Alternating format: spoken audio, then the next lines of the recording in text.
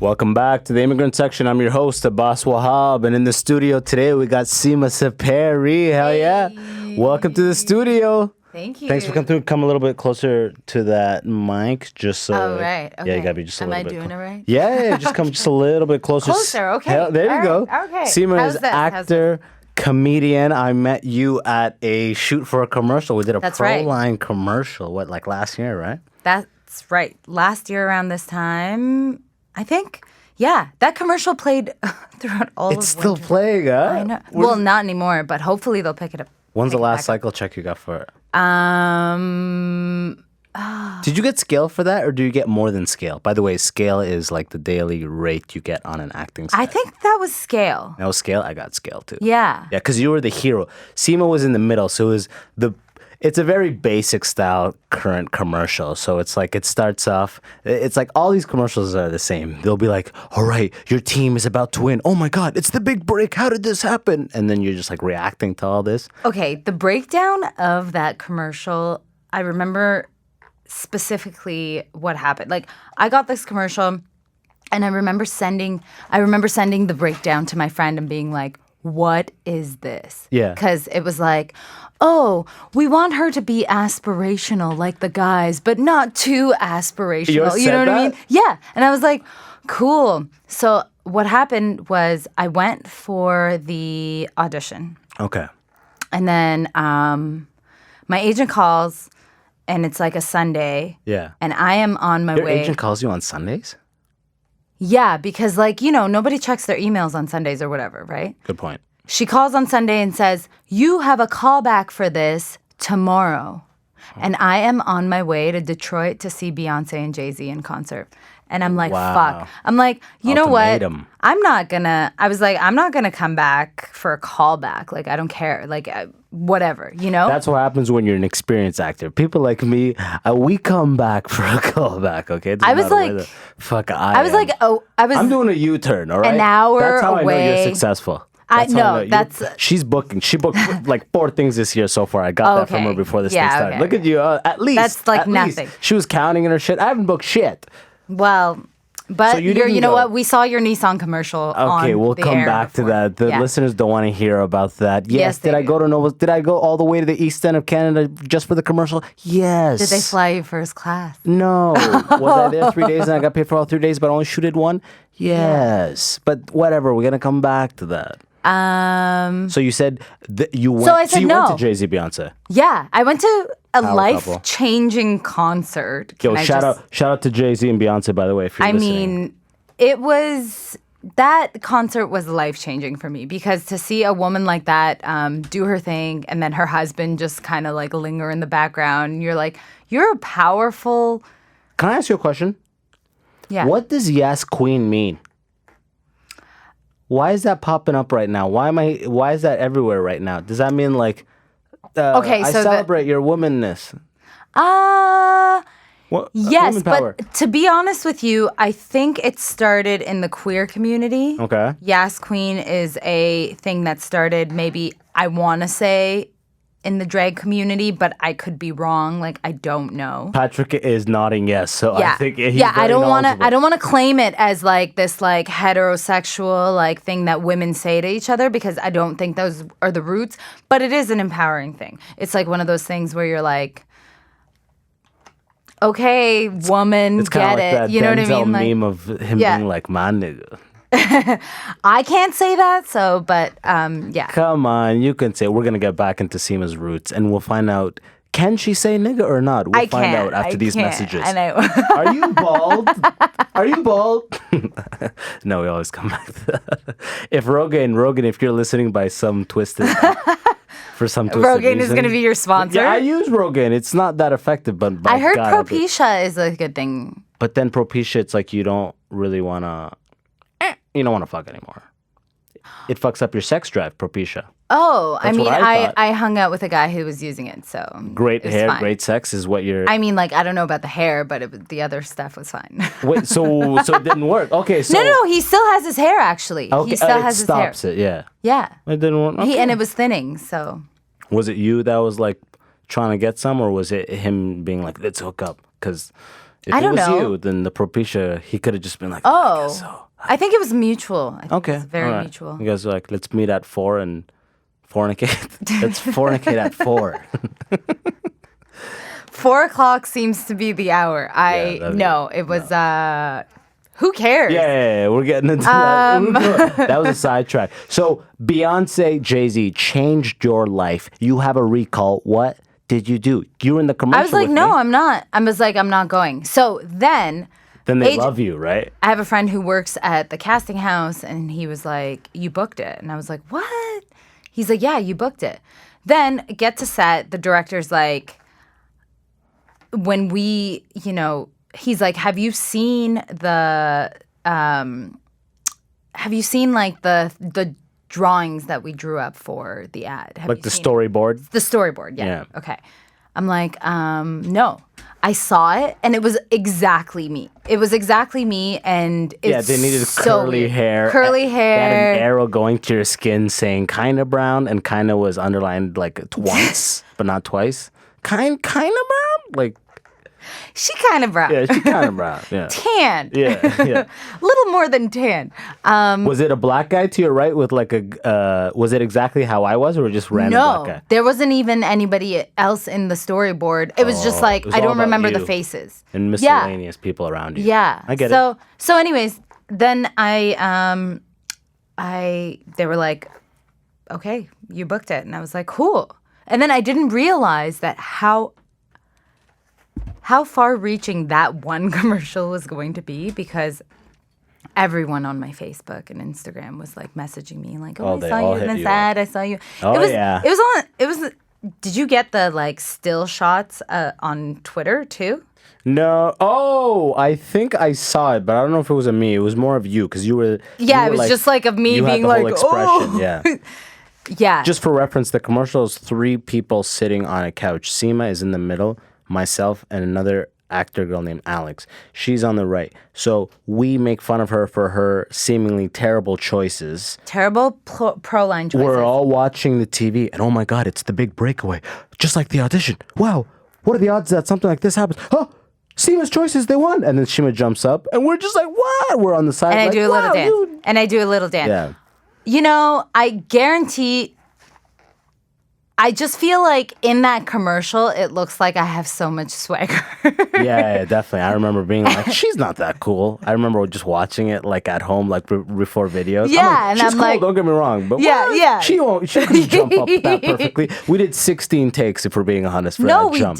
You know what? That was a short, that we shot that in not a It was impressive. It was quick. That place on Ossington. That was tight. That was a cool house. People just rent their houses out for commercials or something. And to let the audience know, that was around the time that I was coming back into stand-up comedy. Yeah, and you were like, I'm a stand-up. I met you the first time there. Yeah, and then you were like, it was a Monday, and you were like, come to the Ossington. They have an open mic. And I was like, yeah, maybe I'll think about it.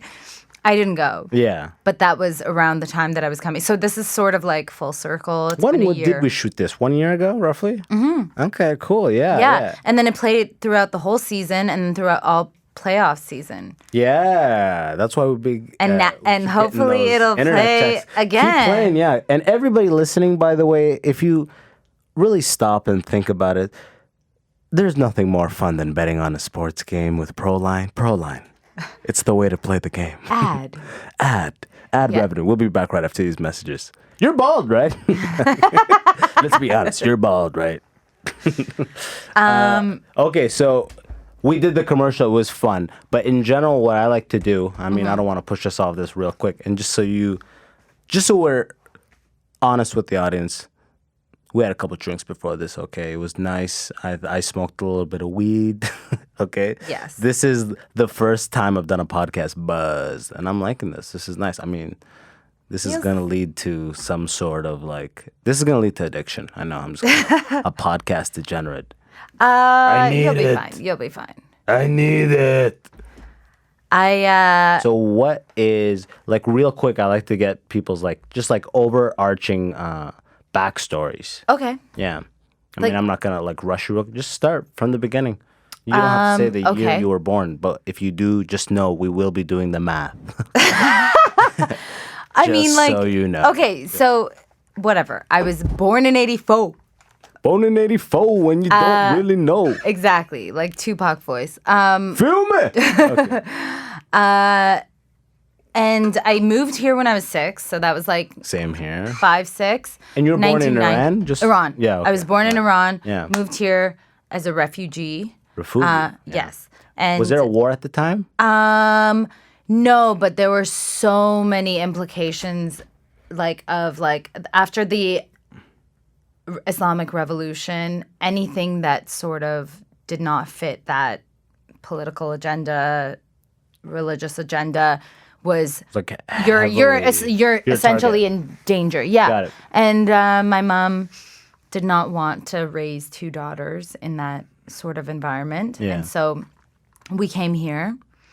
And it was just like... Here's Mississauga, I'm assuming? No, actually Scarborough. Whoa, they changed it up. She's a Scarborough ting. Wow. Yeah. So... Shout out to all the tings out in Scarborough.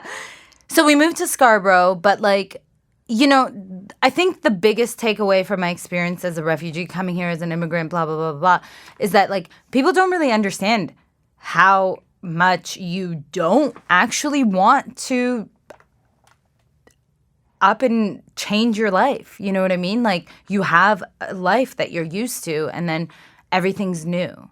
Yeah. You know, you don't know the language, you don't know the culture, you don't know People anything. assume it's like so much better than what you had before. You're coming here for opportunities and you're like, I had a nice house and family and support and money. And now we're poor and we are, you know, in the system and there's no security. And we have to move around a lot. Just because you're surrounded by like paved roads and automatic opening doors doesn't mean your life is better. You know? Right. Before you had like, it was shittier like civil infrastructure. Yes. But it was a more wholesome life. It was more family. Well, you just have so much more like, support, yeah, right? Exactly.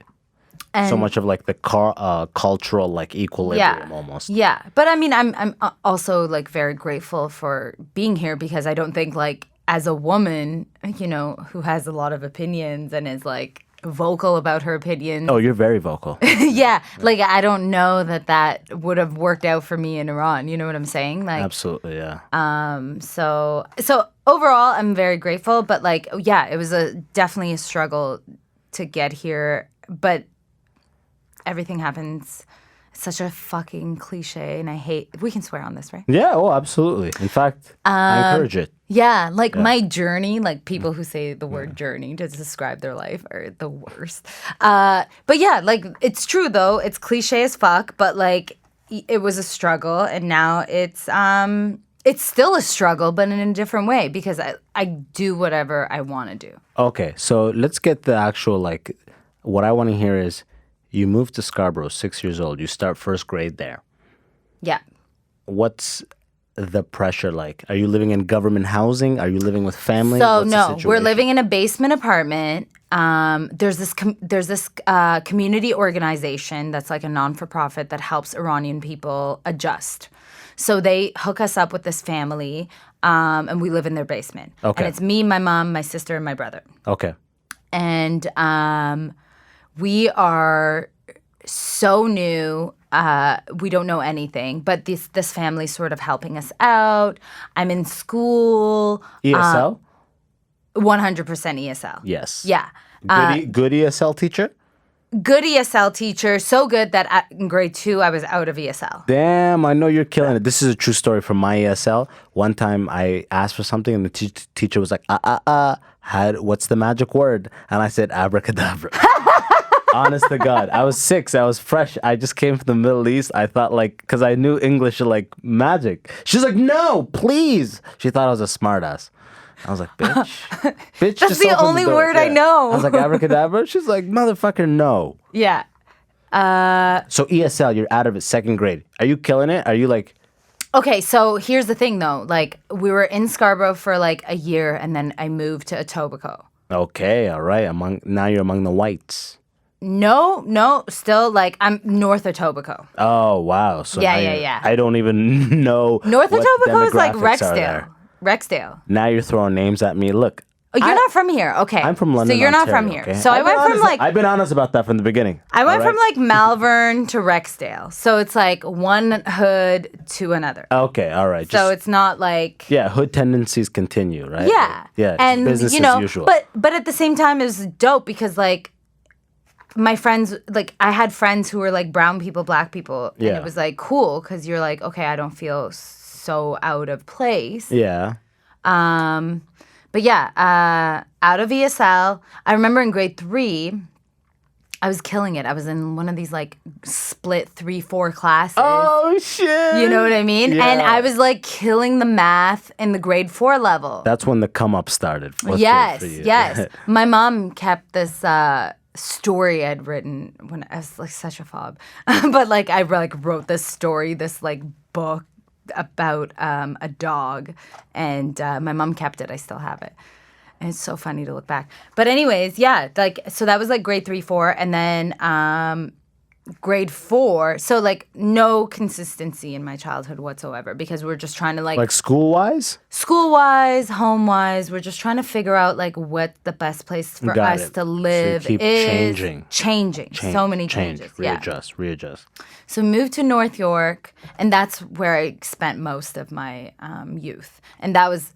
that's why you know how to speak Korean now, right? Yeah, exactly. Yeah. And it was great. Actually, North York was like where I met all my best friends that I'm still friends with. We were all sort of... It was like a bougie area, but everyone who went to my public school was like a delinquent. Like we all came from broken homes. Yeah. And we were all like smoking, doing drugs, drinking at such an early age. Some of you were moonwalking for no reason, you know? Just like artistic outlets, but you got nothing, you know? Just dancing and shit. It was actually like not really. It was like we were like in grade 8 and we were hanging out at 7-Eleven and like we would do this thing called shoulder tapping. I don't know if you ever did that as a kid, but it was basically like ask creepy guys to buy you beer and cigarettes. Yeah, 100%. I used to buy... Yeah, you used to buy 14-year-old girls. No. Boys or girls. I just wanted them to be... I just wanted them to like me. I just want you to party. I just want these 14-year-olds to like me. That's going to help me sleep at night. You know? Yeah, so and our hangouts were like the park... Our friends are like skateboarding. We're like heavy into like grunge and hip hop. So at home with your mom, are you the headache kid at this point? No, because my sister was wild. Okay, all right. Yeah, all right. she and my brother was unhinged. So They nobody. put your thing into perspective, right? Nobody was paying attention to me. Were you a middle kid? No, I'm the youngest. Oh, okay. So I was like. I was moonwalking in and out of the house, like doing whatever the fuck I wanted. There's like no patience, or not. Sorry, no patience. Just no time to. My mom was so busy. She was working like 3 jobs, like immigrant styles. Like no one's around.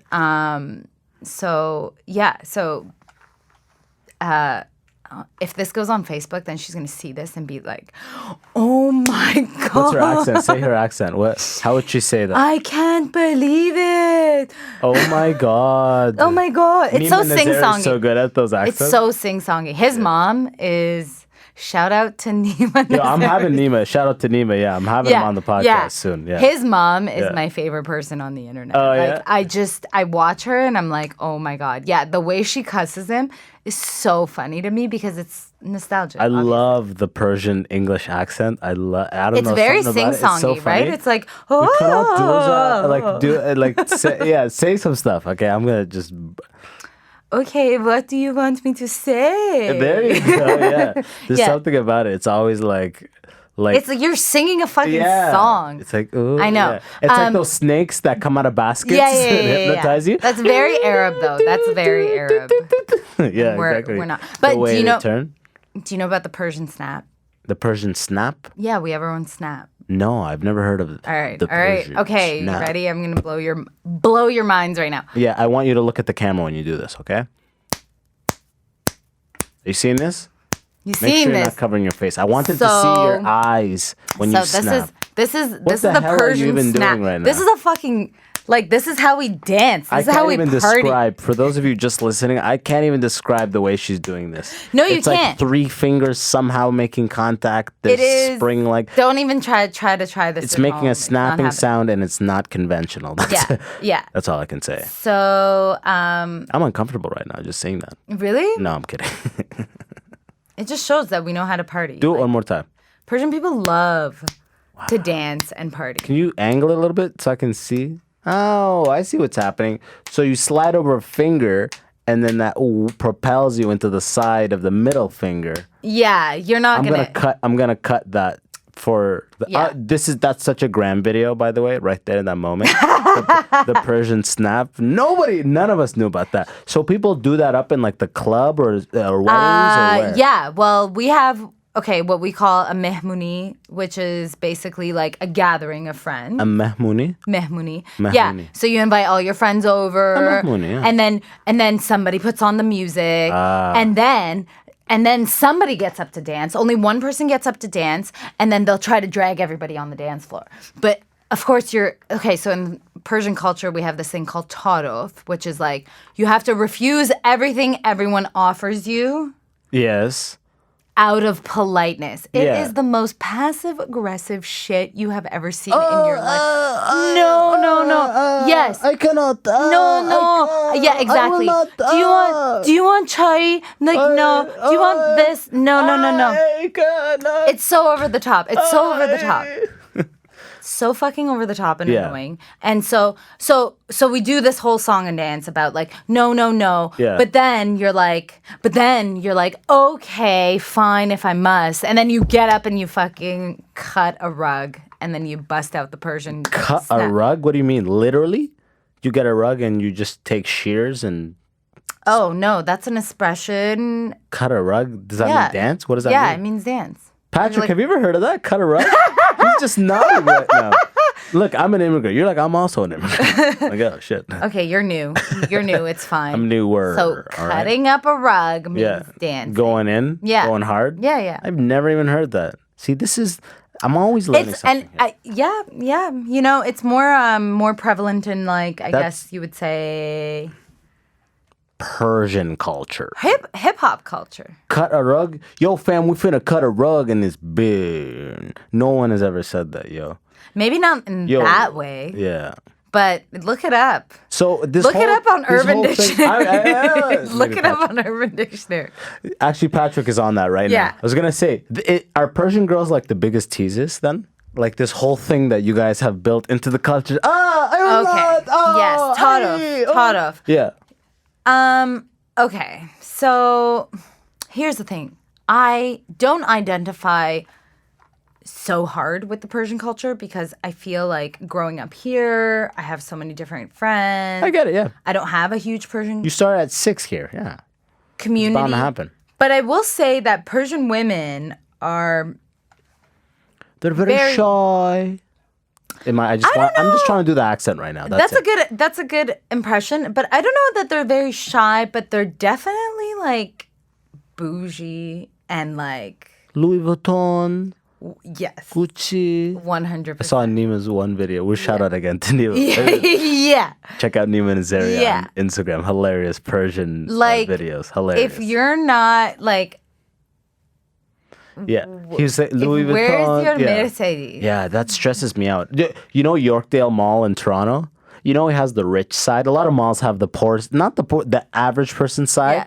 And you know you're in the rich side because suddenly the flooring changes to something nicer. You're like, is this marble? Yeah, this is exactly. There's no give. My knees hurt suddenly. Oh, look, Gucci. You know?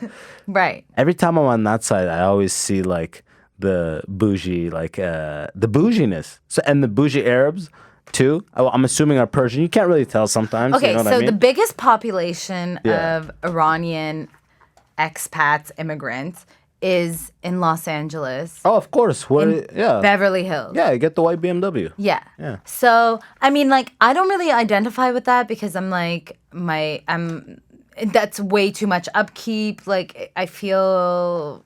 the perfect Persian princess. If you look up the handle Persian princess on Twitter or Instagram, that shit is wild. It's gonna rose. I can only imagine like pages, the most sculpted eyebrow possible. That's like all I'm thinking. I mean, right you now. get the whole gamut. You get the whole gamut. Like it's. I mean. Beautiful hair, like very done, like everything's like, Yeah, I mean, princess is literally in the name, right? Yeah. So, I mean, I really just kind of like, I don't identify with that because I feel like I'm, being a Persian princess would be too much of an upkeep for me. I'm very like just. Oh yeah, I mean, I don't think you're that at all. I mean, you're kind of like you've got your vibe. Your whole vibe is like kind of you're like a.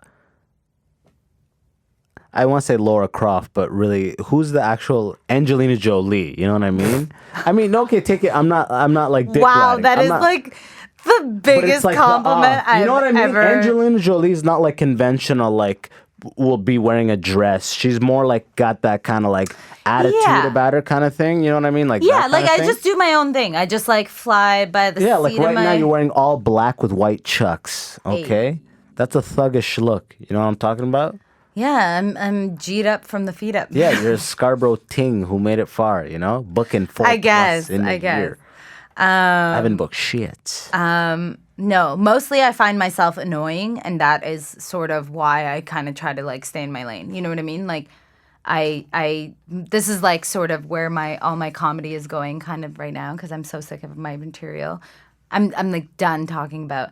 Like politics, race, where I'm from, da-da-da-da-da. Like, I hate it. What are you ready to talk about? I'm like really interested in human behavior. Just like human behavior from my own perspective of the things that I do. Because usually I'm in like self-sabotaging. Can you give me an example of something you've thought of in the last 2 days that is kind of like would follow the theme of a new style of what you want to tackle on stage? Okay. I don't want to put you on the spot, but you have 3 seconds. Oh, God. No, I'm kidding. I don't know if this is going to be like set up punchline. No, not at all. Forget about joke form. But I'm just saying, like, you're saying forget politics. I want to talk about real shit. Like, boom. Okay, so, like, coming to the realization that, like, you are literally the common denominator in all of your life problems, that shit is a hard pill to swallow. You know what I'm saying? Because what I want to do most of the time, and I think everybody else is like this too, is be like... Find blame. It's your fault. Yeah, exactly. Yeah. Well, the world did this to me. You know what I mean? And yet, at the same time, I'm sick. I'm so fucking sick and tired of having to like pull out my marginalization report card to be like, look at what I've been through. Yeah. You know, I'm a refugee. I have mental illness in my family. I'm fucking depressed half the time. Like, no, I'm tired of it, And not that any of these things need to stop being talked about. Like, I understand the importance That's of not them. how it's coming off at all, by the way. But I don't want to, like, I get that these conversations need to be happening. But for me, I've talked about my depression. I've talked about being Iranian. I've talked about being a refugee. I've talked about white people. I've talked about this. And I'm like, oh my God, I'm so tired of this. Yeah. And maybe I'm just sick of it creatively and artistically. There's such a pressure to have a voice, to be a role model, a distinct role. And every bit you write, you're like, this is funny, but what's it saying? You know what I mean? Like that kind of bullshit. That is a pressure that's just now. I'm like, because social media, any angle that you take on something, there's so much backlash in one way. So you're trying to figure out like, what is the thing I'm trying to say? I'm just tired of it. You know what I mean? Like, I'm tired of it. Feels like I have to be on topic with what is going on. And like, most of the time I'm like, I'm not woke enough. I don't think I'm woke enough. You're not a thought leader. This is just a joke. This is something in my life. I just let's laugh. I'm like, not a thought leader. I'm political just by existing. You know what I mean? Like, I'm a woman, I'm POC, I'm fucking, like, I'm here as a refugee, and I'm doing stand-up comedy. Like that in itself is a political act. Yeah, that's a bunch of boxes. Yeah. Yeah. So I don't feel like, so now I'm like, okay, I did that and I can always fall back to it. And some of the jokes slap. Even like sex and relationships, like I'm tired of talking about it. I'm interested in like the nuanced human behavior and how annoying I find myself, because I find most people really annoying. You know what I mean? Like, one of the things that I'm like kind of talking about is like in the morning, I wake up and, you know, some people pray, some people have a morning ritual. And for me, it's pretty much like, please God, don't make me have to talk to somebody that I don't need to. Yeah. This is how much I want to avoid people, you know? Yeah, 100%. I am constantly telling myself throughout the day, it's okay that you don't talk to this person. You don't have to be this like conversation, happy, smiley person. Okay. It's okay. You don't have to talk to this person. I'm like walking by, I'm delivering because I'm like what I do during the day, like it's a delivery gig. Yeah. For this bakery, right? So I'm just like quickly and sometimes I go to locations and it's like I'm doing many trips. You don't need to. You don't need to small talk. And we make quick eye contact, and I'm like, that's all. That's I don't it. want It's to fucking pleasant. small talk. It's been a year. You've done all the small talk. You don't have to say anything. You can just drop these boxes off and leave. And it's okay. It's okay. But it's like this, like, don't be rude. You're fucked up. Yeah, people-pleasy, exactly. Yo, don't be fucking, weird. Don't be weird. me. Yeah. No. All that stuff. Okay, I had like the biggest revelation, and it was like #revelation time. it was like, yo, because people message you on Instagram and Facebook, and like you know them.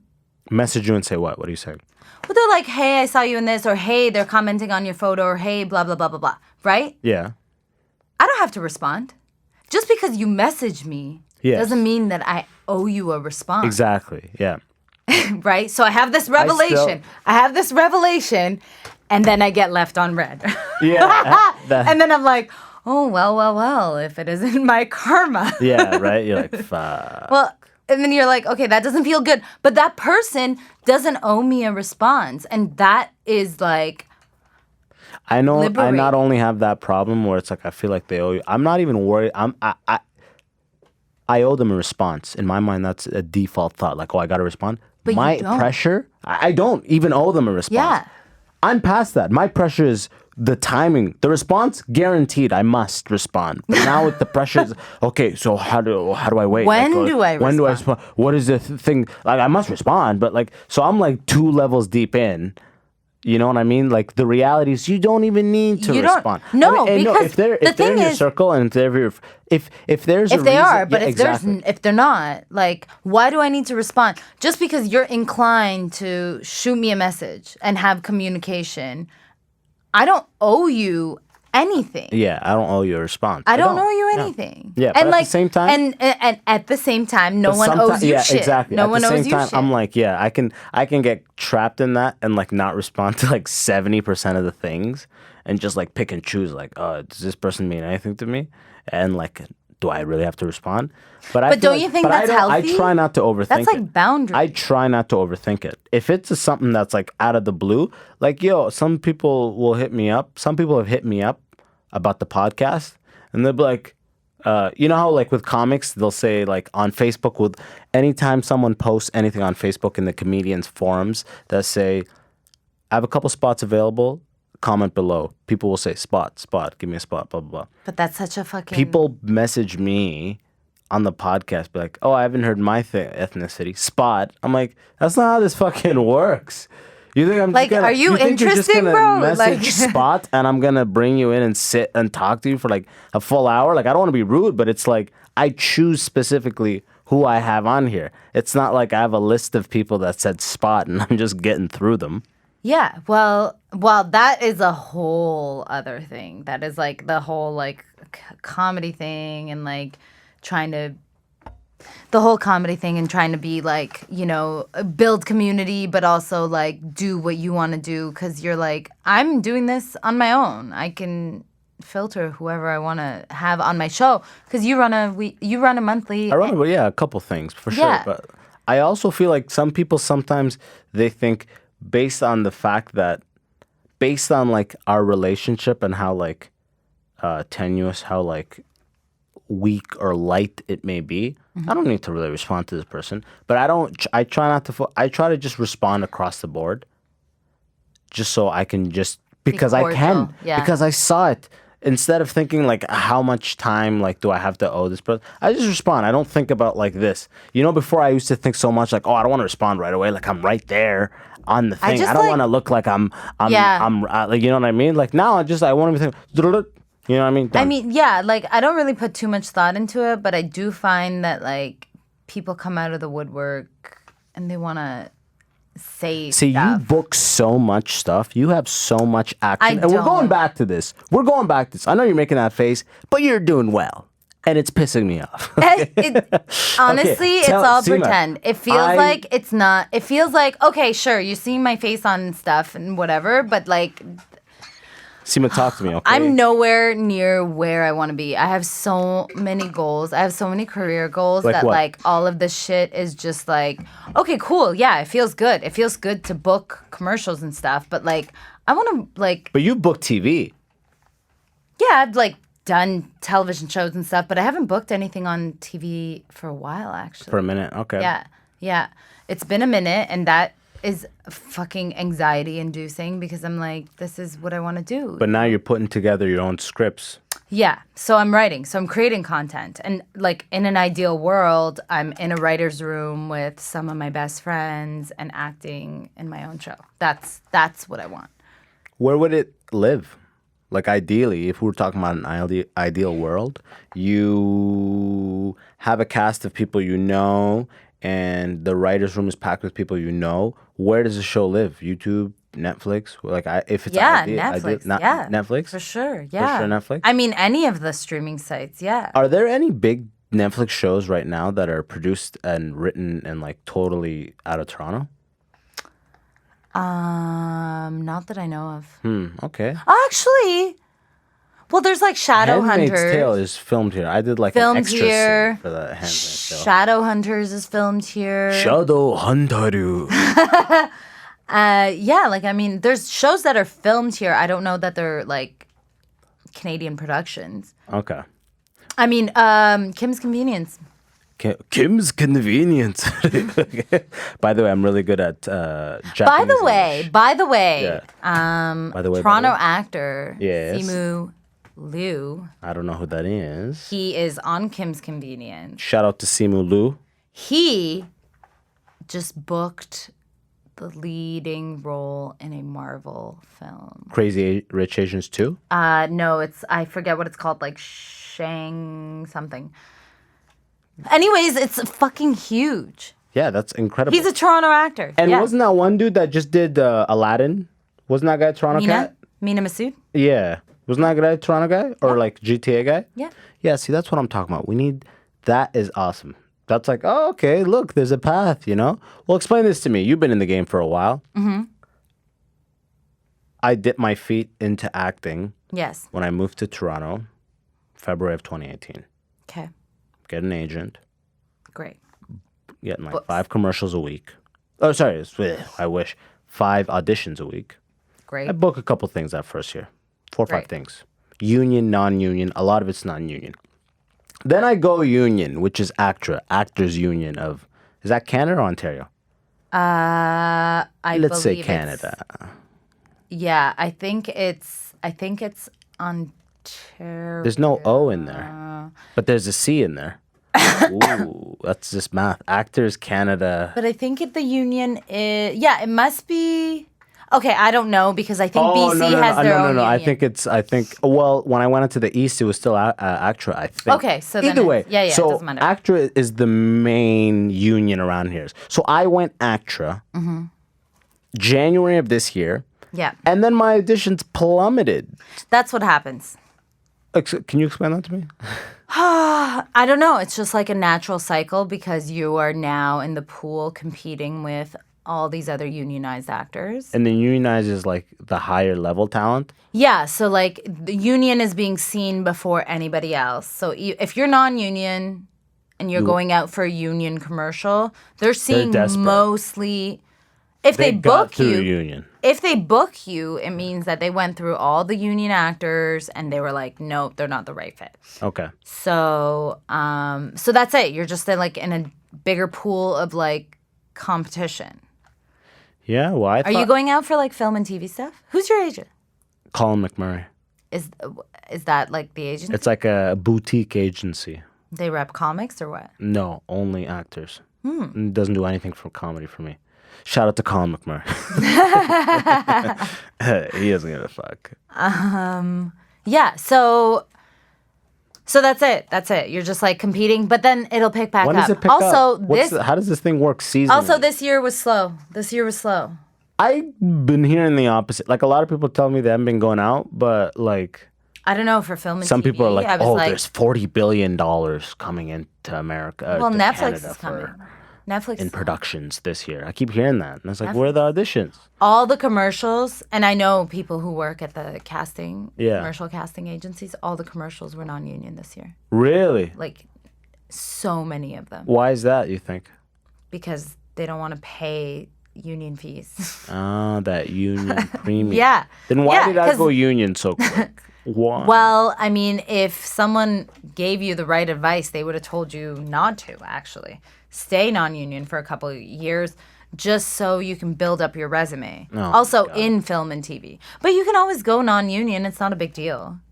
Well, but talk to your agent. Yeah, I guess so. I just want to book again. I haven't booked shit, and dude, I was so confident. You haven't been auditioning, right? Like that's the thing. Yeah, I haven't. You're not booking because you're not auditioning, not because you're. Exactly. Yeah, it's a numbers game. I googled it. They say in LA it's like every 30 auditions is one booking. But I feel like my numbers were better last year. Yeah, I have a better booking ratio than that. Yeah, well, you're a killer. Again, we'll go back to that. Book He's 4 lying, things this year. He's lying. She's killing it. It's July. 4 things I would kill for 1. Kill. It's okay because I perpetually feel like I'm starting, all over again. Because like even with stand-up comedy, it's like, what, like 7, 8 years ago I started doing stand-up, and then I took like a 6-year hiatus. Yeah. And then now I'm back, and I'm like, okay, there's like maybe like 4 people, 5 people that are still doing it from when I started. Yeah. And I feel like I'm starting all over again, and that's rough. Well, that's what happens with stand-up. Even if you took 6 months off, to be honest with you. You're starting all over again. Yeah, because all the, like, it cycles through. A bunch of people drop out. Some people, like, they're not in, like, the same clique or whatever anymore, and you just don't run into them. They're doing the better shows. They've moved on, Well, yeah, I don't know, like, what the Toronto scene is like, if there's, like, a hierarchy of shows. Because I don't know about any of those shows. That's how I know. And I know that. And what I don't shows? I don't see any of the high level cats in Toronto around the shows I'm at. So I know there's like a higher tier that these motherfuckers are like working at. There's gotta be. Where are they otherwise? I'm at the clubs. I don't see them. You're the clubs? I'm like watching in the back. Like I'm not performing. Trust me. Motherfuckers lingering. I'm a comic that I get a joke. I don't know. I feel like everyone's sort of like pitter-pattering until like somebody hits. Yeah. Like with like a festival or like whatever. It's such a and then that changes their sort of trajectory. Yeah. Yeah, but that's really it. Otherwise, we're all doing the same shit. True. You know what I mean? Like I've been on this shows. Artist hustle. I've been on shows with headliners doing ends. a similar amount of time. Yeah. But everything ends, especially with the acting portion. It's like you can get a really big project that you feel is going to like change everything for you. And then it just ends and you're just back in the same pool of like auditioning. But that's also like, I feel like in a way that's also like liberating because for me, without a doubt, if you come from corporate where there is no exit strategy, without a doubt, it's so liberating. I can't I can't deal with monotony. Like I can't deal with the same shit over and over and over again. Like my mind just goes numb. Yeah. I'm depressed. I'm like I like the change and sort of and you do a project and it ends great. Like next. And then the cool thing about having like the acting and the comedy is that like okay, if like one thing is not popping off. Yeah. You could just like focus your efforts on the other thing. But the problem is you always got to have both, like your hands in, I don't know if like this is even a term, but your hand in both pockets. You know what I mean? Yeah. Like because you got to be like, I think they say. You got pots, whatever. You get the point. Be in both things. All right. Yeah. Yeah.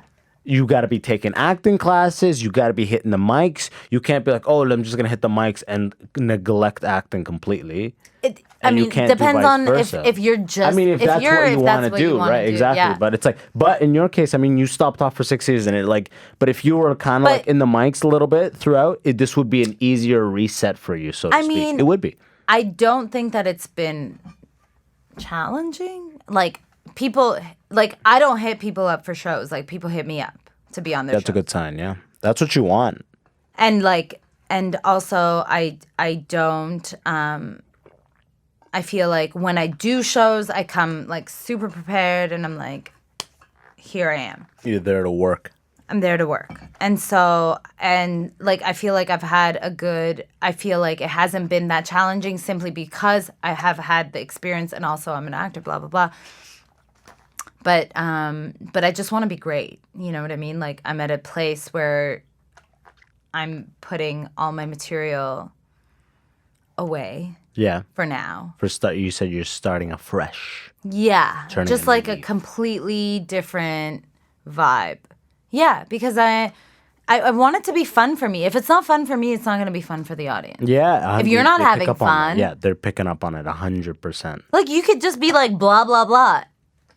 And if you're having fun, they're going to laugh, right? Yeah. Well, it's going to be easier for them to laugh. They may not necessarily laugh, but... And that's fine, but... I got a question for you. You know how in comedy, the trajectory is always like... Not always, but traditionally it's, I'm going to cultivate my skill locally and then move to the States. Yes. New York, LA. Yes. Now, you've been in acting game for quite some years now. What's the trajectory amongst Toronto actors? Are they all trying to move to LA? Yes. They're all trying to move to LA? It's just... And how does it work? Do you got to book something big to be able to get the visa? How do they usually do it? Yeah, you just have to have like a body of work that's like reasonable, and then you get a lawyer and you pay thousands of dollars and you get your O1 visa And that's performance visa, right? Or is that P1? That's the O1 is like, I think it's for, you can do it for acting, you can do it for like stage, circus, whatever. You can do it for whatever. Yeah. So and it's 1 year or 3 years. 3 years. Okay. Yeah. All right. Yeah. The TN visa. That's what I was on the States last time. Yeah. That's NAFTA. That's for like profession. Yes. That's for engineering, biochemistry, blah blah blah blah. My friend went on that visa and she's an editor in film, and then now she has an O1. So you can always like reapply. And it's such a hassle, though. I hate fucking dealing with the Department of Homeland Security. So much it's not even a money's thing. With the TN visa, because it's NAFTA, it's like $50. Oh. But you got to go to a port of entry, which is either an international airport or a border. In my case, I went to Detroit-Windsor Tunnel. Right. And you got to. Where were you? But you were in California, no? Well, I got the visa. I did all that stuff in Detroit, because that's where I was living at the time. Mm-hmm. And then I moved to California. Okay. But before I moved to Detroit, I had to go to the Detroit-Windsor Tunnel. Right. Talk to the Department of Homeland Security. It's the worst. Applying for a visa in the States is the worst. Like a TN visa, it's the worst experience because they got you by the balls. It's a pure power move on their end, you know? Oh, yeah. Whether they grant you entry or not. And they're just so nitpicky about stuff. It's unbelievable. Like I got rejected. I got rejected because my position did not explicitly have the word engineer in it. Oh God. So I had to hire a lawyer and come back and change the offer letter to a new position name that has the word explicitly engineer in it. Yeah. So the guy who was like a high school degree is just like the most power trippy. Yeah. Dude, you know what my role was program manager. That's what I worked in the States. Program manager and operations program manager. And I was warned explicitly, your role cannot say manager on there because it pisses them off. They're like, you're Canadian coming to manage Americans? Oh my God. So you will not get, as an engineer, you will not get approved if manager is in that fucking name.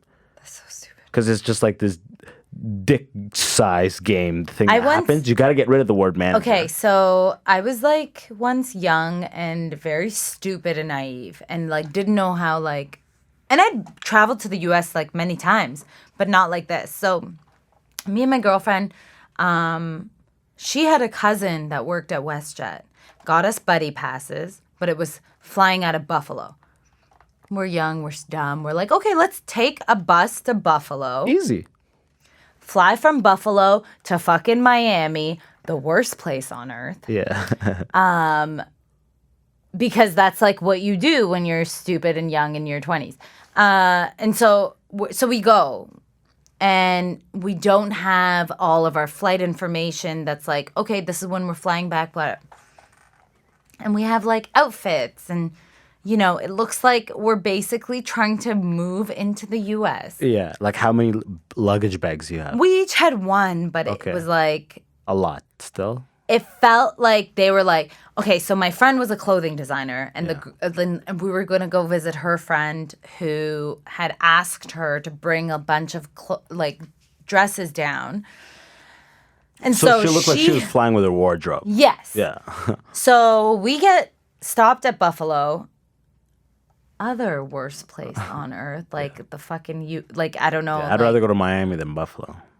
Yeah. At least you got the beach. Miami's like the place that's like, I don't know. It's like, it's so douchey. You know what I mean? It's like the epitome of douche. Like, yeah, when I think of Miami, I think about doing cocaine in the daytime. You know doing cocaine in the daytime. Cocaine. That's what I think about when I think about Miami. Steroids. Yeah. Tans. Silicone breasts. Tans. Oh, yeah. You know what I mean? A lot of jiggling and daytime cocaine. And like fake lips. Yeah. And like.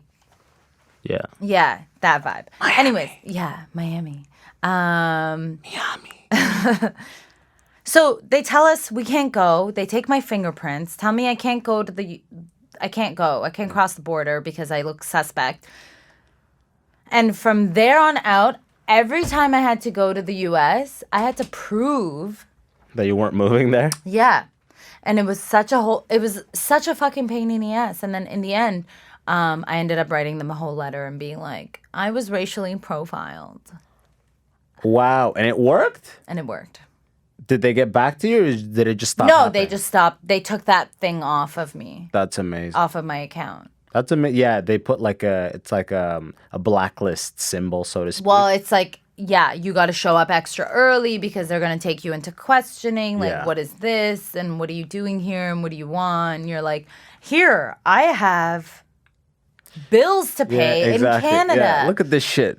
My God, he's just I have an address. Yeah. I'm not trying to the officer go move here. Anyway, it was so scary. They were so mean to us. Yeah. You're like, look at how in debt I am.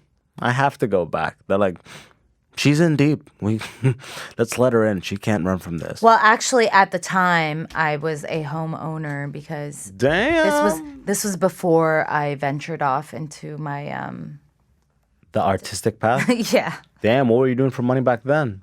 So I was in advertising. Okay. I was like such a hustler. Like in college, I used to work in bars. Okay.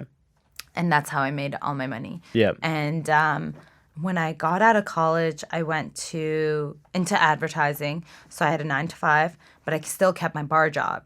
So I would work like 9 to 5, and then on the weekends I'd work at the club. Yeah. So and I just stack like cash. Yeah. Just piles and piles. Yeah. So I bought a condo. Woo. Yeah. Yeah. And then I was like, what am I doing with my life? Like, yeah. It was just like making money. Yeah, exactly. Yeah. Cool. Like, I know I could do this. I hated it. And it was. So what was the first move that broke off? Did you quit the bar or quit the job first? I quit the job first because the bar was like giving me like the majority of the money. Flexibility and you know what? Like the salary is probably the majority, right? Salary is majority, but there are nights where you make like anywhere from like $500 to like $800. Yeah. I know how it is for y'all. Y'all girls clean up. Where did you work? Like the Drake Hotel and shit like that? No, not the Drake. I worked in nightclubs. I served in nightclubs. Oh, yeah? And like my soul was like damaged. Yeah? Yeah, because it's like... For how long? Oh my God. Is that like Hades? I quit when I was 28. Like it was always all about the money for me. It was never about anything else, which was like cool. Same because here. I had like but I would be, stressed because you're fucking walking around in a nightclub with high heels on and dudes are trying to grab you and you're like, yo, don't fucking touch me. Yeah. And but you have a condo. So it's like this weird, you're like, this is for the condo, this is for the investment. But for what? Exactly. So when I used to live in California and I somehow landed working with this company to oversee the launch of their new product. And I would have to go to China and locally like oversee the launch of like the prototype launch for production. Mm-hmm. They have to meet certain metrics for that supplier to allow them to produce there. And I'm there 6 days a week and the salary is crazy, but suddenly I'm there. I didn't even want that job. I didn't even know they would send me China. It's cool. You think you're going to China, but that wears off in a minute when you realize you're not going to Shanghai or Beijing. Yeah, you're in a warehouse hours away from in a pure industrial town, and you just go from your hotel to that warehouse. And vice versa. That's it. There's nothing in between except for food. You all like go shower and you meet for food, corporate food. Fuck that. So that was the moment that was the same thing. You were getting your ass grabbed in high heels. I was in a fucking warehouse in China looking outside the window. Even like, what the fuck even in am the I corporate doing? even in the corporate world, like sexual harassment was like commonplace, I would say. For you, maybe. I mean, yeah. Even till now it is. I mean, I don't know if it's commonplace, but what's commonplace, I mean, I hope that light. Like people are fucking scared now with like, like sexual harassment, the line is so fine at this point. You don't even know. Like if I walk into the office and I tell the receptionist, "Oh, I like your top," is that sexual harassment? I don't even know. I don't even know at this point. I wouldn't even say it. I mean, like... See, you said, you don't even know. So it's so subjective. The sexual harassment that I'm talking about, or like inappropriateness, is like hand on your thigh. Like, yeah, my marriage isn't going so well. Like that type of shit. Like clear boundaries being crossed. The majority of that happens in corporate office, without a doubt. The majority of that happens, I think, and from what I've seen, has been women on men. Because it's not cool to explicitly do that. Guy, if you're going to do sexual harassment, you got to be low-key. I was like one-on-one boss. But one-on-one, I'm assuming, whatever happened, right? We were like, okay, so in advertising, and what I was doing, it was like very commonplace for like, a lot of evenings you're taking clients out. You have an expense account. Yes. I'm fucking 22, 23 with an expense account. I was same thing in Nashville, Tennessee. Taking out clients for drinks, and then like, oh, the VP is gonna stop by just to say hello and blah blah blah, and then we end up having a conversation, and then he's all like, at a bar. See, that's different. You're not talking about. I don't call that office. That's outside. That's still workplace harassment. Absolutely, like inappropriate. I don't see. That's the gray area. You're right. That's inappropriate. And then turned out he ended up like fucking one of the employees, like and he was worked with. He was trying to hook up with you. There was so much like. What was his Remember person's BBM? name? I'm not fucking saying his name. Remember BBM? I said Nima. I said Nima. Yeah, I remember BlackBerry Messenger? Yeah. I got a lot of inappropriate texts on BlackBerry Messenger, on my work BlackBerry. It was secure. You can't trace it back. It was a good network. Did you go to Waterloo? I did. It was the University of Waterloo. BBM is the one thing they got right before they started making successive errors. That was like the shit back then. Do you have any friends who desperately hung on to BlackBerry at the end? No, there was like one friend in our crew who like didn't go iPhone for a very long time, and even now she's like on Samsung. You just feel bad. Like the BlackBerry, Samsung, Android, they make great phones, right? Mm-hmm. But BlackBerry at the end, when the people were, I had a buddy who was always be like, I like the tactile feedback of the keyboard, and you just be like, that's such a Persian thing. Yeah. That's such an ethnic thing, by the way. Like, poor you. Poor you. It's over. It's over. Yeah. So anyways, I don't even know how we got onto this train of thought. Well, I mean, that's how these We're things talking happen. about okay, so workplace. So I was saying he tried to hook up with you. You're saying you don't really know. I mean, it was inappropriate. I'm sure if I was a little bit like more like open and whatever, but I was like, fuck off, dude. Yeah.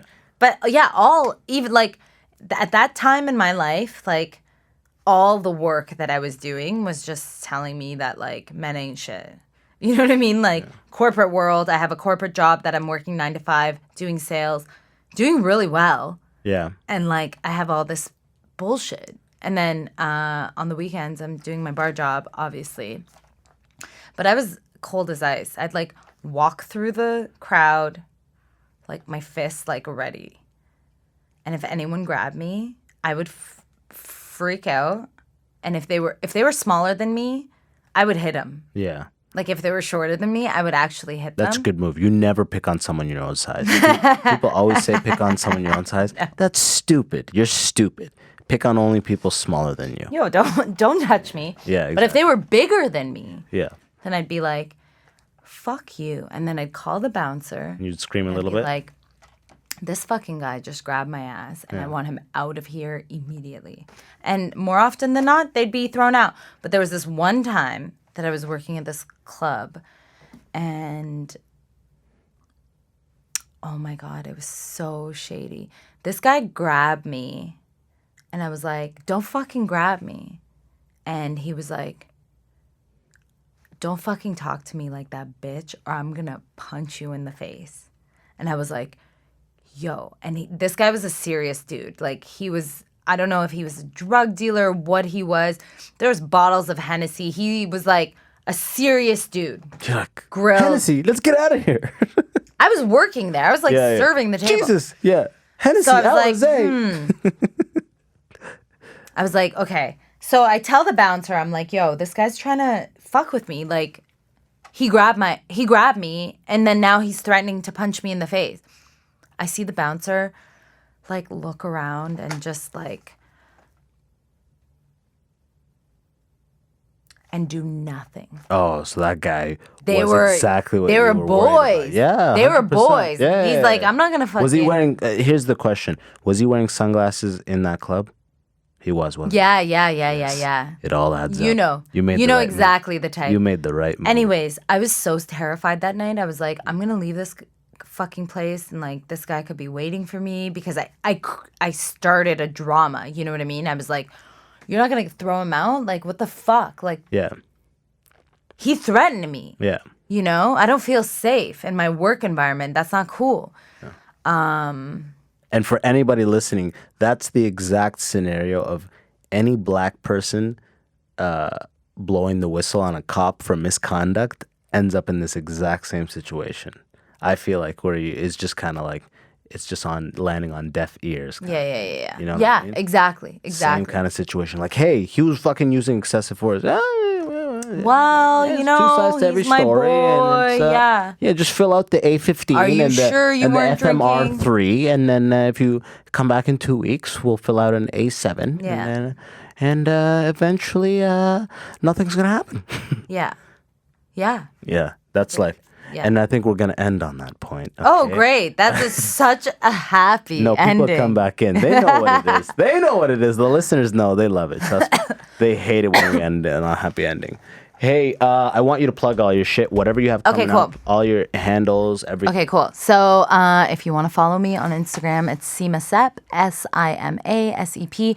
I produce a monthly show called Working Nights. That handle is at Working Nights Comedy, and I have a show coming up on August 22nd. It's a secret pop-up location in a backyard. It's going to be really dope.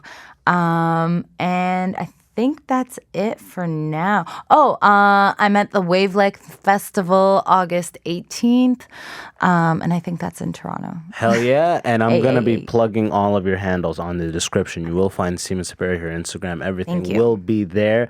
As for me, August 1st, 9 p.m., if you are in Toronto, Free Times Cafe, that is my 1-year anniversary for the Plus Time Comedy Show, a show I've been running monthly for a year with Max Sheldrick, Plus Time Comedy. We make sketches on YouTube. Also, check that in. I'm doing a lot. Okay, all right? Thanks for listening. Thank you. Peace. Thanks for having me.